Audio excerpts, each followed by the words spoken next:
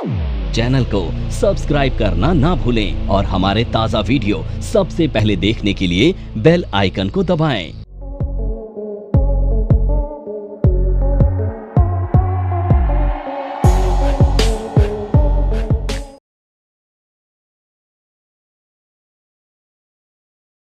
यहाँ पे ना अभी तुम्हें मतलब अभी तो सारे मेरे नए स्टूडेंट हैं, ठीक है। अफनान थोड़ा बहुत बता सकता है, ठीक है। बाकी तो जो मेरे पुराने स्टूडेंट हैं ना उनसे पूछ लेना तुम। ट्रेडिंग लाइक इफेक्ट करती है कि आप कौन सी कंट्री में हो, तो क्योंकि ऐसे सुनते हैं कि दुबई में बहुत अच्छी ट्रेडिंग होती है और इंडिया में नहीं होती। देखो ये ना माइंडसेट है। जैसे फॉर एग्जांपल आप जब दुबई जाते हैं ना तो वहाँ पर ना चीज़ें, दुबई क्यों, आप अमेरिका में जाओ, यूके में जाओ, भाई यहाँ भी सारी चीज़ें मिल रही हैं आपको। दुबई में भी मिल रही हैं, अमेरिका में भी मिल रही हैं, यूके में भी मिल रही हैं। डिफरेंस क्या है दोनों जगह? क्वालिटी का, सिर्फ क्वालिटी का ना। पर एक बंदा इंडिया से दुबई जा रहा है, क्यों जा रहा है? ट्रेडिंग करने के लिए, सिर्फ अपने टैक्स को बचाने के लिए, क्योंकि वहाँ जो वो कमा रहा है ना वो टैक्स फ्री है। यहाँ पे सरकार टैक्स ले लिया 30%, तो वो टैक्स बचाने के लिए जा रहे हैं वहाँ पे, इसलिए नहीं कि वहाँ पे प्लेटफॉर्म अच्छा मिल रहा है या कुछ चीज़ें मिल रही हैं। और दूसरी चीज़, जितने भी यूट्यूबर है ना आप देख लेना, बड़ी बड़ी जिनके पास गाड़ियाँ हैं ना, जो खरीद नहीं सकते हैं वो रेंट पे लेके आते हैं, पता है ना आपको। तो दुबई ना एक शो ऑफ का ना एक वो हो गया है, प्लेस हो गया है कि आप जाओ और अपने आप को अरबपति साबित कर दो। सिर्फ 2-4 लाख रुपए खर्च करो और आपके परसेप्शन ऐसा बन जाएगा कि आपके पास सैकड़ों करोड़ है, तो भोकाल बन जाएगा इन शॉर्ट। मैं कनाडा में हूं तो मैं इंडिया में ट्रेडिंग कर सकती हूं? बिल्कुल कर सकते हो, आप अमेरिका में भी कर सकते हो, इंडिया में भी कर सकते हो। समझाता हूँ, लिख कर समझना आता है सबको, ठीक है। अभी मैं बात कर रहा हूँ फॉरेक्स की। आपको इंडियन मार्केट में ट्रेड करने के लिए कहाँ पे आप ट्रेड करते हो? इंडियन मार्केट में। पर जो फॉरेक्स है ना, जो फॉरेक्स होता है, फॉरेक्स में जब आप काम करते हो तो क्या कोई इंडियन प्लेटफॉर्म है जिस पे काम कर सकते हो? तो जवाब है नहीं। कोई भी कंपनी होगी वो इंडिया में रजिस्टर्ड नहीं होगी। तो अब जब इंडिया में सर रजिस्टर्ड नहीं होगी तो आपका कोई आईटी लॉ के थ्रू आपका टैक्स लाइबिलिटी भी नहीं बनती। अब आप क्या कर रहे हो, आप एक अकाउंट खोलते हो, इंडिया में ही खोल लो, पर वो है तो बाहर की कंपनी ना। अब आपने क्या किया, आप विदेश चले गए, ठीक है। अब जब आप कन्वर्ट कराओगे तो आपका कन्वर्जन आएगा यूएसडी में या बिटकॉइन में। अब अगर यूएसडी से भी कन्वर्ट करते हो तब भी आपको दिरहम मिलेंगे, और बिटकॉइन से करते हो तब भी दिरहम मिलेंगे। तो जब दिरहम मिलेंगे या आपने वहाँ से यूएसडी में भी कन्वर्ट किया तो इंडियन डिपार्टमेंट तो उस पर कोई भी एक तरह से टैक्स लाइबिलिटी इम्पोज नहीं कर सकता ना, क्योंकि ना तो आपने इंडियन मार्केट के प्लेटफॉर्म पे वो काम किया है और ना ही उसकी कंट्री में किया है। तो आप टैक्स बचाने के लिए कहाँ शिफ्ट हो जाएंगे? दुबई में शिफ्ट हो जाएंगे। और बहुत सारे लोग जो हैं बहुत मोटा पैसा कमा रहे हैं दुबई में, ठीक है। बहुत सारे लोग कमा रहे हैं, देखो मैं ऐसा नहीं बोलूँगा कि नहीं कमा रहे हैं, मेरे ही जानकार हैं जो कमा रहे हैं। तो डिपेंड करता है सर, ठीक है। पर ये चीज़ इतनी आसान भी नहीं है, ध्यान रखना, मोटिवेट मत हो जाना ये सोच के कि हम भी कमा लेंगे। हर कोई नहीं कमा रहा है, लोग लॉस भी कर रहे हैं, ठीक है।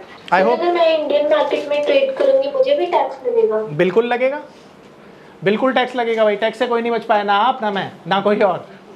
चाहे जो एक क्वेश्चन है। हाँ नहीं, टैक्स तो देना पड़ेगा। सर एक क्वेश्चन है। बोलो बोलो। अगर हम इंडिया में हैं और हम आईटी कंपनी में ट्रेड कर रहे हैं तो हम वो भी हमसे चार्ज तो नहीं कर सकते ना कोई टैक्स? तुम आईटी कंपनी में काम कर रही हो? इंडिया में रह के आईटी कंपनी में, इंडिया में फॉरेक्स ट्रेड कर रहे हैं हम। नहीं, देखो पहले तो समझो, इंडियन आईटी कंपनी में काम कर रहे हो ना, तो जो सैलरी आ रही है तुम्हारी कहाँ से आ रही है? यूएसडी में आ रही है? जी सर, यूएसडी में आ रही है। देखो दो चीज़ें हैं। अब अगर यूएसडी में सैलरी आ रही है तो यहाँ पे तुमने जो एक अकाउंट होता है ना, कौन सा वाला? एनआरओ। वो एनआरओ अकाउंट खुलवा रखा है तो तुम्हारा सारा पैसा वाइट है, कोई टैक्स नहीं देना पड़ेगा। पर अगर नॉर्मल सिटीजन वाला अकाउंट है जो मेरे पास या आपके पास है तो उस पर टैक्स बनेगा आपका, ठीक है। चाहे आप किसी भी वो करना पड़ेगा। वो तो आपको क्या करना पड़ेगा, आपकी कंपनी टीडीएस काट के सैलरी देगी आपकी, बट इनको वहाँ पे करना पड़ेगा। नहीं सर, ना हमारी कंट्री में करना पड़ेगा सर। जी। Sir at the end of the year India में टैक्स वापस भी आता है? बिल्कुल आ जाता है, अगर तुम 7 लाख से कम कमाते हो तो। अब आपके पास एक डीमेट अकाउंट है मान लेते हैं। अब ये डीमेट अकाउंट में आप क्या कर रहे हो? ट्रेडिंग कर रहे हो। अब ये ट्रेडिंग जब आप करते हो तो कैसे करते हो? आपने कुछ बाय किया, कुछ सेल किया, करेक्ट? ऐसे ही होता है। ये जो बाय सेल करते हो ना, इसको बोला जाता है टर्नओवर। क्या बोला जाता है?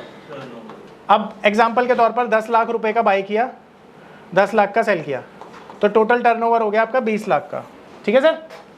अब ये जो 20 लाख है ना, इस पर आपका लगेगा टैक्स, ठीक है। अब सरकार क्या करेगी, देखो एक दिन में हो सकता है सर, 1 घंटे में हो सकता है, 1 मिनट में हो सकता है, ठीक है। यहां पर इंपॉर्टेंट ये है कि आपने कितने रुपए का खरीदा और कितने रुपए का बेचा, ठीक है सर। अब यहां पर सबसे पहले तो आपका जो ब्रोकर है ना, जिसने आपको प्लेटफॉर्म दिया है, वो आपसे ब्रोकरेज चार्ज करेगा, ठीक है। दूसरा सरकार लगा देगी जीएसटी, फिर सरकार लगा देगी STT, security transaction tax, commodity में सीटीटी होता है, ठीक है। अभी बताता हूँ सर, ये हो गया आपका। फिर टर्नओवर चार्ज होते हैं एक्सचेंज के, एक्सचेंज चार्जेस, फिर सेबी चार्जेस, फिर स्टैम्प ड्यूटी, ठीक है। और ये देख रहे हो 6 तरह के टैक्सेस होते हैं। अब ये सारे के सारे टैक्सेस किस पे लगते हैं, टर्नओवर पर। तो ये जो ब्रोकरेज है किसकी जेब में जाती है, ब्रोकर की, और ये सारी चीज़ें सरकार की जेब में जाती हैं। तो जब आप कोई भी चीज़ खरीदते बेचते हैं ना, तो इतनी सारी चीज़ें फेस करनी पड़ती हैं। हाँ बिल्कुल, हाँ टर्नओवर टैक्स भी बोलते हैं इसको। ये साथ हो जाता है। हाँ जी, इधर खरीदा वो हमें टैक्स भरने के अलग से ना, अभी बताता हूँ, पहले ये समझिए। मैं बताऊंगा सर, गाइड करूंगा आपको, सिर्फ नॉलेज के लिए पूछ रहे हैं तो 1 पैसा। हाँ जी, ये सेबी चार्जेस हैं, सेबी चार्जेस, और ये स्टैम्प ड्यूटी। हाँ, डीपी चार्जेस भी लगते हैं भाई। देखो 7वां होता है डीपी चार्जेस, क्लियरिंग चार्जेस भी होते हैं। चलो आप ये समझ लो, नॉर्मली इससे कुछ भला नहीं होना, ये तो सिर्फ समझाने के लिए था, कॉन्ट्रैक्ट नोट में पढ़ भी सकते हो, ठीक है। अब कितनी सारी तरह के चार्जेस हैं आप देख लो, ये आसान नहीं है काम, पर ये छोटे छोटे होते हैं पीनट की तरह, इतना ज़्यादा टेंशन मत लेना। 10 लाख रुपए का आपका टर्नओवर हुआ और आपकी ब्रोकरेज है 1 पैसा, डिवाइड करो इससे कितना हुआ, 10 लाख को 1 पैसे से डिवाइड करोगे कितना आएगा, 0.0, यानी 100 रुपये आएगा, 100 रुपये आएगा, 100 रुपये आएगा। तो ये जो 100 रुपये है यही आपका ब्रोकरेज है। बिल्कुल सर, मैं आपको एक और चीज़ बताऊंगा, अभी तो माइंडसेट आपका हिला दूंगा थोड़ा सा। एक चीज़ बताऊंगा, उससे समझ में आ जाएगा कि ब्रोकरेज तो 0 ही होती है हमेशा। ये तो सिर्फ हमारा सेंस होता है कि हम कितना पेन लेके काम कर रहे हैं। समझ में आया यहाँ तक?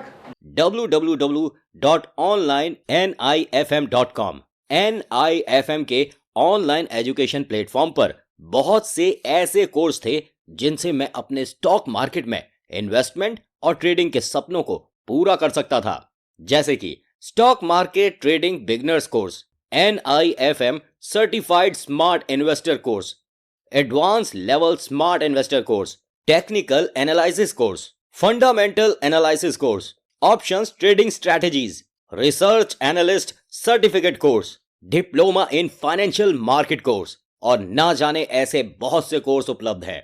फिर मैंने www.onlinenifm.com की साइट पर जाकर NIFM का NIFM certified smart investor course को ऑनलाइन परचेज किया, जिसको सीखने के बाद मैंने जाना कि शेयर मार्केट से पैसा कमाना कितना आसान है। बस आपको एक सही प्लेटफॉर्म की जरूरत है, जो है www.onlinenifm.com। NIFM के ऑनलाइन प्लेटफॉर्म की वजह से मैंने लॉकडाउन के दौरान शेयर मार्केट से अच्छी इनकम भी जनरेट की। थैंक्स NIFM, जिसकी वजह से आज मैं एक होटल मैनेजर से प्रोफेशनल ट्रेडर बन पाया। कॉल 8588868475 और विजिट www.onlinenifm.com।